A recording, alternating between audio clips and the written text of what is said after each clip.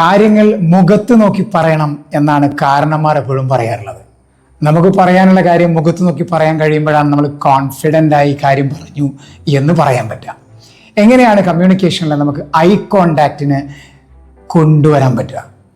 പൊതുവെ ആളുകൾ ഒരാൾ മറ്റൊരാളോട് സംസാരിക്കുമ്പോൾ പലപ്പോഴും മുഖത്ത് നോക്കി സംസാരിക്കുമ്പോൾ അത് നമ്മൾ നല്ല വ്യക്തിത്വത്തിൻ്റെ ഭാവമായി പ്രകടനമായി കാണാറുണ്ട്. എന്നാൽ ഒരു ഗ്രൂപ്പിനോട് സംവദിക്കുമ്പോൾ, പ്രസന്റ് ചെയ്യുമ്പോൾ, നമ്മൾ പ്രസംഗിക്കുമ്പോഴൊക്കെ ആ സദസ്സിനെ നോക്കി, അവരെ കണ്ണിൽ നോക്കി പ്രസംഗിക്കാൻ കഴിഞ്ഞാൽ, അവരെ മുഖത്ത് നോക്കി കാര്യങ്ങൾ പറയാൻ കഴിഞ്ഞാൽ നമ്മുടെ പ്രസന്റേഷൻ കുറച്ചുകൂടി കോൺഫിഡൻ്റ് ആയി ആളുകൾ മനസ്സിലാക്കും.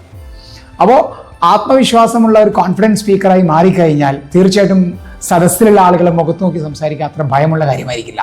തുടക്ക കാലഘട്ടത്തിൽ നമുക്ക് ആളുകളെ മുഖത്ത് നോക്കാൻ ഭയമായിരിക്കും, അവരുടെ കണ്ണുകളിലേക്ക് നോക്കാൻ ഭയമായിരിക്കും.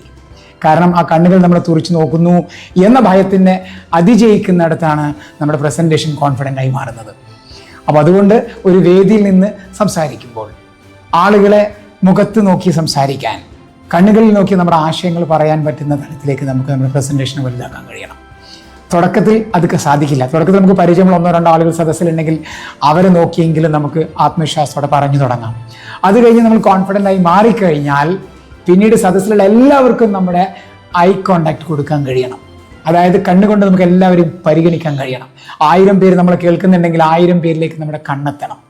അവിടെ 100 പേരെങ്കിൽ ആ 100 പേരിലേക്ക് നമ്മുടെ കണ്ണുകളെ എത്തിക്കാൻ, നോട്ടം എത്തിക്കാൻ നമുക്ക് കഴിഞ്ഞാൽ നമ്മൾ അവരെ പരിഗണിച്ചു, അതോടൊപ്പം തന്നെ നമ്മുടെ ആശയവിനിമയം കണക്റ്റഡായി എന്ന് വേണമെങ്കിൽ നമുക്ക് പറയാൻ കഴിയും. അപ്പോൾ ആശയവിനിമയം എന്ന് പറയുന്നത് എഫക്റ്റീവ് ആവണമെങ്കിൽ ഐ കോണ്ടാക്ട് പൂർത്തീകരിച്ചേ മതിയാവും.